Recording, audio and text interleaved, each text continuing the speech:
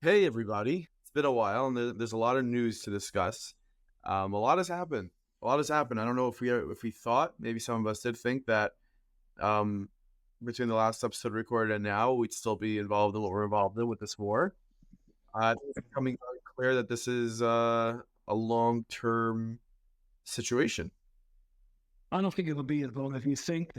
I think Israel will be victorious pretty quick. I mean, the after effects, the aftermath of the war is going to take a long time to iron out. But I think the fierce fighting and that type of thing will be coming to a conclusion. I think in the next, I'll say the next week or 10 days. Okay. Really, really. Yeah.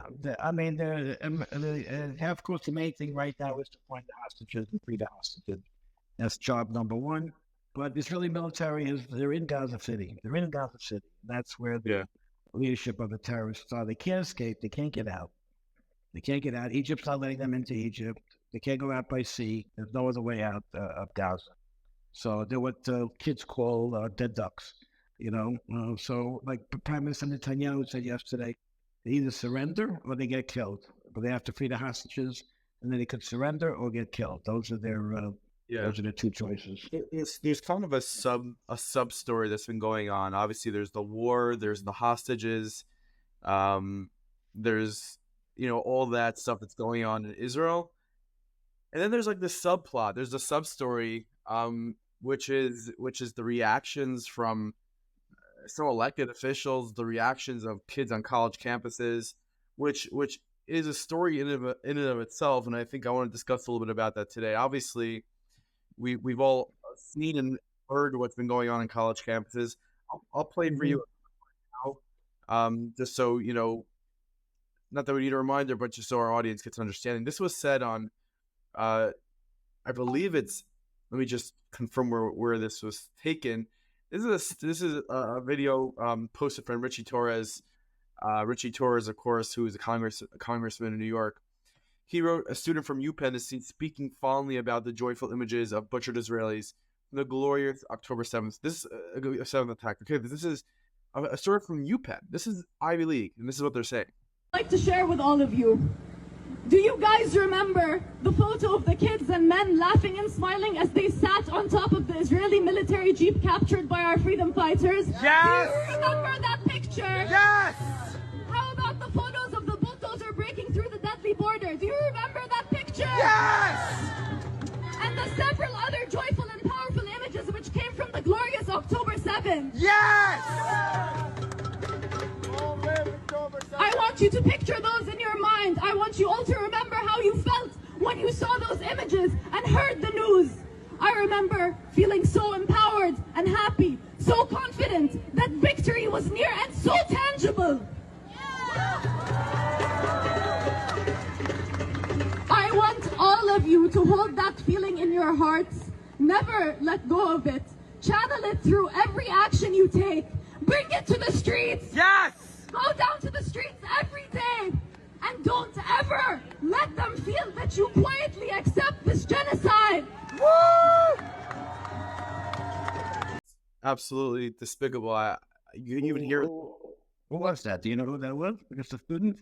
what I don't know. It was a student at University UPenn, and you hear someone in the background videoing it say, "Long live October 7th." Let me put this in a little bit of perspective from my point of view. I think what happened here is very tragic, but also very healthy for the Jewish community. Okay? And I'll explain to you why. Obviously, the tragic part is easy to understand. A lot of lives were lost on October 7th, and since then, a few hundred members of the IDF, most of them on October 7th in the military base, and another almost 40 since Israel entered the ground war into Gaza. But the good thing about what's happening is that the reality of anti-Semitism, and I want to define for you what anti-Semitism is. I think anti-Semitism is a word that nobody really knows what it means.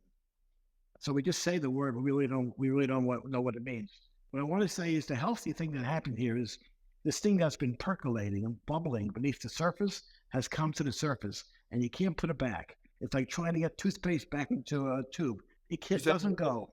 And quiet things are now being said out loud, and the people who have always been haters of the Jews, people who have always been haters and always wanted us dead, are now saying it out loud because they feel comfortable to say it. And they can't reverse it. Not be in 1975, the United Nations voted that Zionism equals racism, and that's what started the whole idea of you could be anti-Israel but not be a Jew hater, not be an anti-Semite, which we'll define in a second. But now we've been dancing around with that for almost 50 years now. But the fact of the matter is, in the last few weeks, what came to the surface is that when you are opposed to anything to the Jewish state in any way, shape, or form, you are also in a passive, maybe in a quiet way, if it's not as overt as those students, you are calling for the murder of Jews and the disassembling and the destruction of the Jewish state. Have you ever heard something so simple? What this person saying and getting cheered on in the streets, and that person probably still is in school there without a problem. Of course she's in school there. We have our own Congresswoman, Rashida Tlaib, who has refused to condemn the attacks of Hamas still. It's a month later. Today's November 7th. She still has not condemned what Hamas did. She's in Congress. We're recording this election day today in America, and some key races. They're not very high-profile type of races around the country, but there are several key races that will be indicative of what direction the country is going in. There are 3 races for governors of states, and they're right now they're run by Democrats and they're being opposed by Republicans. If those Republicans are victorious over those Democrats, it's a good indication of which direction the country wants to go. Yeah, but it doesn't change the fact that you have people like Carrie Bush, AOC, Bauman. You have Rashida Tlaib. How in 2023 are these people in positions of power that is indicative of the world that we live in and the people that they're representing? That these are the people elected them. In Minnesota, they elected them. In St. Louis, they elected them. Like in New York, they elected them. Like this. What if I told you that in Elon Omar's district in Minnesota, there's a large Jewish population. In AOC's district in Queens, there's a large Jewish population. I would feel very misrepresented, and I don't know if I would be able to stay there. Well, you have a right to leave to a district. That's why so many people are moving down to Florida, which is a Republican state with Republican senators. We have 2 senators in New York that are Democrats, Chuck Schumer and Kirsten Gillibrand. Well, let me tell you something. You know, Chuck Schumer is bad news, but he's bad. But he's the type of bad news that we know, and at least he tries not to cross the line. What we see now from these politicians like AOC and Rashida Tlaib, and Carrie Bush, who have nonstop have been picketing for a ceasefire, but have not once called for Hamas to release hostages. They have not once the Hamas to release hostages. Like that's open. They're not even hiding anymore. That's scary. I don't care. When something is so outlandish, I don't really care what is the root and what the cause of it, because it's so crazy. It's so crazy. The things that these people say are so crazy, and the things that they do are so crazy that I don't care what the formula is that makes people anti-Semitic. They're bigots. They're crazy. I saw a story this morning on Fox News where a woman was identified as tearing down the posters in Manhattan, and she was identified, and her law firm. She works as a lawyer. Can you imagine? You work as a lawyer and you have time to walk around Manhattan. What would she want to ruin? Yeah, people are videoing you. You know your life is gonna be ruined. You've seen your clothes from. Oh, but I know which law firm. I know which law firm she works for. I want to say something for everyone who's watching this. Right? Maybe you're on that side of things where you are the type to pull down signs of kidnapped people in Gaza. For no other reason other than you know what, maybe you're an anti-Semite and you hate Jewish people, but for yourself, here's a piece of advice: don't tear down the sign. You're gonna ruin your life. You're gonna lose your job. You're gonna lose your family. You're gonna lose everything. That's the motivation. Use some brains. Why you? Yeah, you've seen doctors tear down signs. Abba, let's talk about some of your efforts. You've had some doctors fired from major hospitals. Yeah, just one. Pretty major hospital. I'm not gonna say that. I don't want details to get out there, but you were involved with a doctor being fired from a hospital. What happened there? Well, I'll tell you what happened. There was a young doctor from Winthrop University Hospital, which is part of NYU Langone, in Mineola, Long Island, not far from where we live. And a classmate of this doctor, who's a Palestinian, who's friends with him on Facebook, called me a couple of weeks ago to tell me that she's on Facebook with him and he's saying things that are pro-Hamas and calling terrorism resistance and cheering on the fact that so many Jews were killed on October 7th. So I made a few attempts to call the CEO of Winthrop Hospital, and I got a call back from the senior vice president for public information. And I sent him the screenshots, and he sent me a statement, a very carefully written statement about how NYU is a place for healing, and there's no room for this type of information. And then a second statement a few days later saying that this doctor has been relieved of his post. Now, he's a resident at the hospital. That's an easy fire to get rid of a resident. Yeah, but there was a petition from unchange.org, which is something that I think was founded by George Soros. It was a petition not to fire the doctor. Interestingly enough, it should be known, it should be out there, and you should know that NYU Langone stood by the fact that they are not hiring the doctor back, that they did fire him, but to balance things out, they suspended a Jewish doctor, okay, who was the head of Dr. Neal, who was the head of the Pro-Mother Cancer Center. Why? At Langone. Why? Because he posted on his social media page, he posted that Hamas has to be wiped out just like Hitler was wiped out. So that's why he was suspended. And they suspended him for that statement? I'm very happy to be bringing you the news after 2 weeks. We should do this more often, so you'll be up on the news. 1 second. Look up Dr. Neal. His name is N-E-E-L. Look it up. Dr.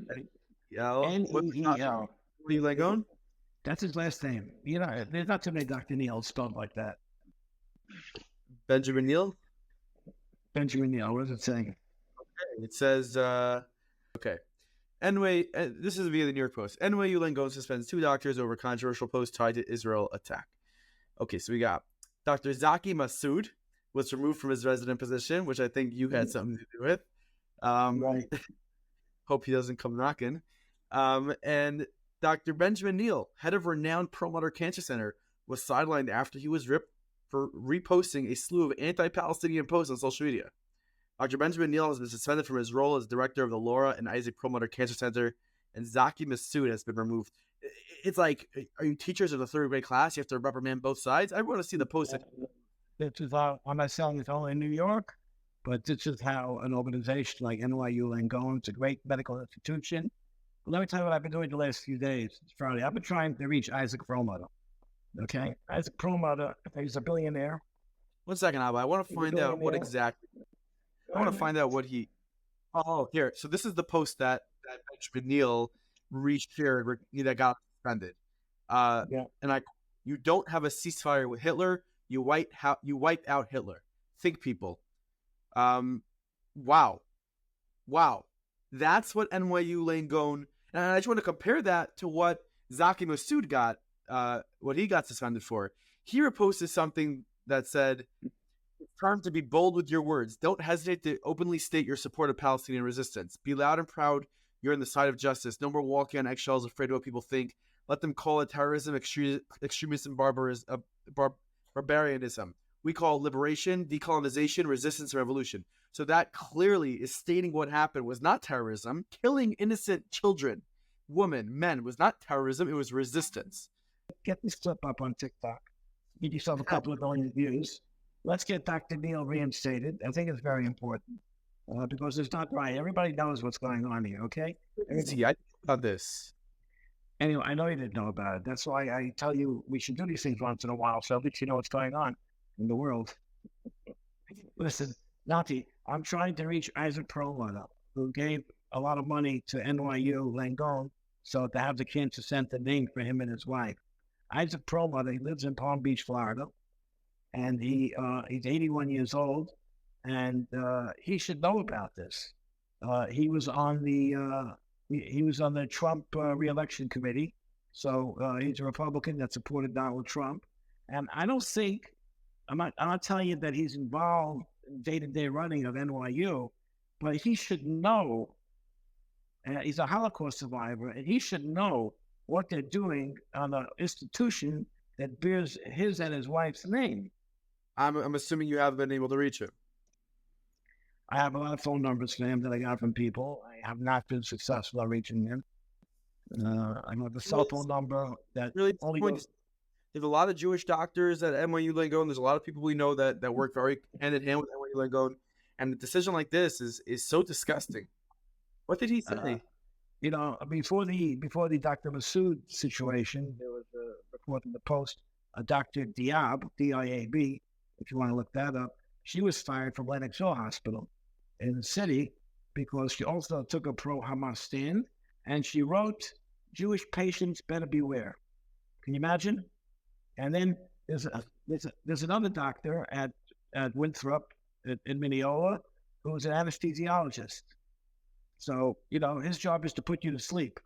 So you don't know when you're going to you don't know when you need an anesthetic or when you need to be the recipient of the end of a jihad. So you're really not sure. So when this thing happened, by the way, it's going on already 2 weeks, I would say, and the whole war is about 4 weeks old.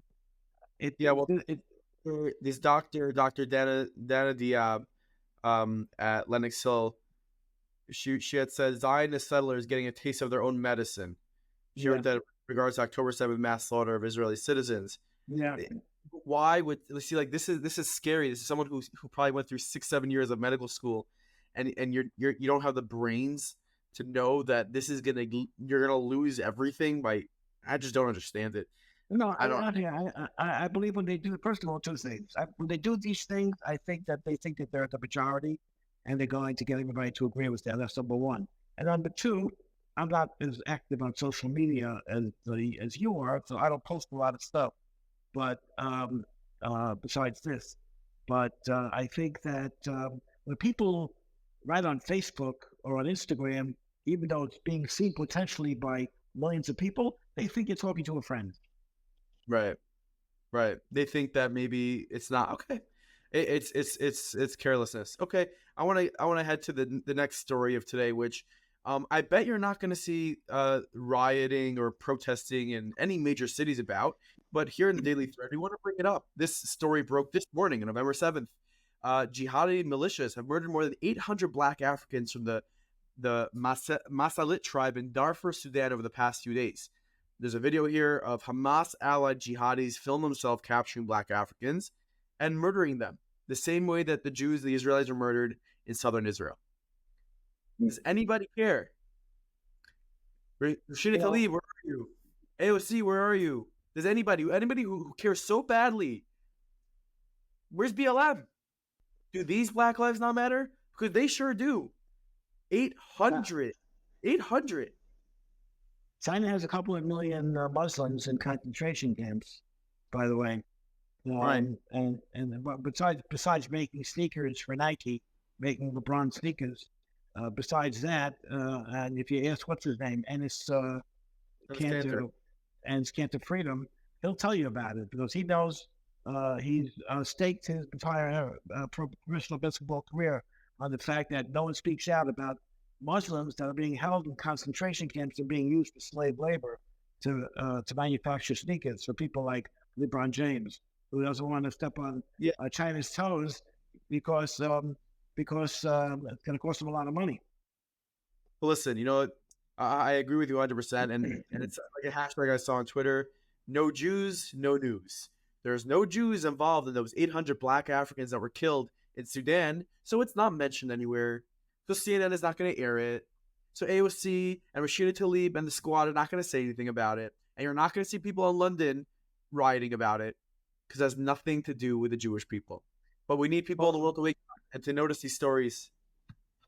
Well, the good news is that the prophet says, and the Nabi says that in the times of the Mashiach, the knowledge of God will be like water on the ocean bed, water in the sea.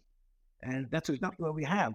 You can put the news on WABC radio or WOR radio in New York or on CNN or Fox News, And all you hear is about Jews, Israel, Gaza, anti-Semites, who's pro-Israel, who's anti-Israel. All you see all day long is Palestinian flags and Israeli flags. That's all you see. It's wall-to-wall Jews, like water in the ocean. I agree with you. And the last thing I wanna bring up for today is the humanitarian efforts of Israel. Here in this video I'm gonna show is a group of Israeli tanks protecting Palestinians who are walking from north to south Gaza. They're being protected from Hamas, who have been shooting at Palestinians that are trying to leave. And the Israelis have built this corridor and are protecting them and making sure they get out. This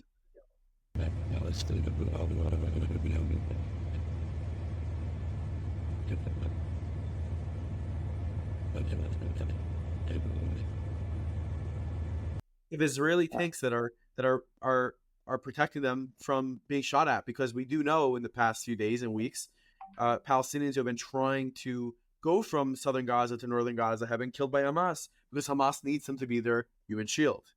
Yet here we are, and we see this all day online, on the news, on Twitter. We see this rhetoric. We see people tearing down signs. I was in Times Square. I was in the city last week. We have this episode that, thank God, has 50,000 views already from meaningful people, where I spoke to Jewish students, Jewish people in Manhattan about what they feel about being Jewish right now. And we got approached by someone screaming at us about the 1 million babies that Israel killed. And you know what? Like, many of what they say, not many, almost all of what these people say, are just not true. I listened to the whole episode Sunday night. They were driving home from Muncie to the Plant Towns. So luckily, there's a lot of traffic. So there's enough. It takes almost as long to get home from Muncie as it does to hear you one of your entire episodes. But it was very enlightening. Actually, it takes longer to get home, but it was very interesting and very enlightening. What are you doing this week? Anything in mind? So I'm interviewing a Holocaust survivor who's 95 years old. God willing, interviewing this week. And I think that it's an important conversation to have with somebody who went through some of the worst atrocities the world has ever seen. And many people, are thinking that we're headed in that direction again, which is a very scary thought, where you have Jews on campus and Jews all around the world that, we spoke to a kid, Ben, who lives in Germany, who doesn't wear his yarmulke on the streets of Germany, and his house had a sign with a Magen David on it. So what times that we're living in. So, yeah, well, that's our episode for today of the Daily Thread. Thank you so much for tuning in. Make sure to like, subscribe, leave a comment, and a review. We hope to see you again soon. Have a great day.